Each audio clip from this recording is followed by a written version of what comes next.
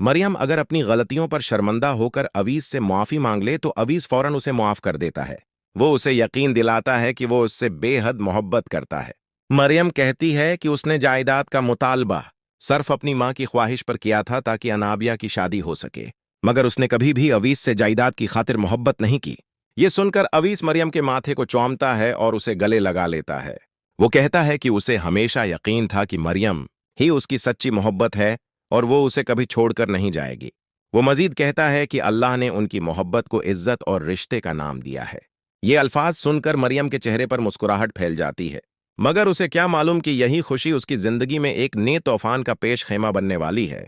जैसे ही मरियम घर पहुंचती है, अवीस भी उसके साथ कमरे में चला जाता है। ये मंजर देखकर खालदा बेगम को महसूस होता है कि अब मामला उसके हाथ से निकलता जा रहा है। वो दिल ही दिल में फैसला करती है कि वो मरियम का जीना हराम कर देगी, मगर अवीस के सामने वो मोहब्बत का ढोंग रचाए रखेगी। वो तय कर लेती है कि अगर मरियम ने खुद इस घर से जाने का फैसला ना क्या तो वो उसे ऐसा करने पर मजबूर कर देगी। दूसरी जानिब सुल्ताना अपने बेटे शहवीज से कहती है कि निकाह में सिर्फ चंद करीबी लोग शरीक होंगे। वो वाज़ेह कर देती है कि वो इस लड़की को हरगिज़ बर्दाश्त नहीं करेगी और न ही उसकी मर्जी उस घर में चलेगी। शहवीज अपनी माँ के सामने हाथ जोड़कर कहता है कि उसके लिए सिर्फ निकाह का होना काफी है। वो कहता है कि माँ जो चाहे करे, बस वो अनाबिया को खोना नहीं चाहता। इधर शकील साहब सख्त नाराज हैं। वो ऐलान करते हैं कि वो इस निकाह में शरीक नहीं होंगे क्योंकि उनके ख्याल में अनाबिया ने बेटी होने का हक अदा नहीं किया और इन्हें अजियत पहुंचाई है। समरीन शौहर को समझाने की कोशिश करती है कि बेटी को एक मौके देना चाहिए, मगर शकील साहब घर से निकल जाते हैं। निकाह की तैयारियां जारी रहती हैं और मेहमान आना शुरू हो जाते हैं। अनाबिया खामोश और परेशान बैठी होती है। वो समझ नहीं पा रही कि उसकी जिंदगी किस रख पर जा रही है। शहवीज उसके करीब आकर उसे अंगूठी पहनाता है और वो भी खामोशी से उसे अंगूठी पहना देती है। बेजाहिर खुशी का समा होता है, मगर अनाबिया के चेहरे की उदासी सब कुछ बयान कर देती है। जब निकाह के लिए मौलवी साहब आते हैं तो वो लड़की के वालिद की मौजूदगी जरूरी करार देते हैं। समरीन कहती हैं कि वो इस वक्त नहीं आ सकते, बाद में शामिल हो जाएंगे।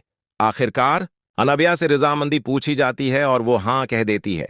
शहवीज भी कबूल करता है और यूं निकाह मुकम्मल हो जाता है।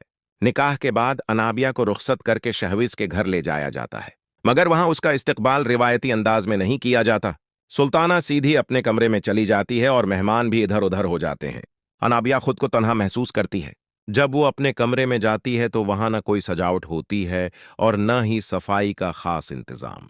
वो हैरान और दिल बर्दाश्ता हो जाती है। इसी लम्हे सुल्ताना आती है और अनाबिया को सख्त लहजे में डांट देती है। वो यहां तक कि उसे थप्पड़ भी मारती है और कहती है कि इस घर में ऊंची आवाज में बोलने की इजाजत नहीं। वो ताना देती है कि काश वो अपनी आदतें अपने बाप के घर ही छोड़ आती। अनाबिया दिल में गुस्सा महसूस करती है और सोचती है कि वक्त आने पर वो इस रवैये का जवाब देगी, मगर फिलहाल खामोश रहती है।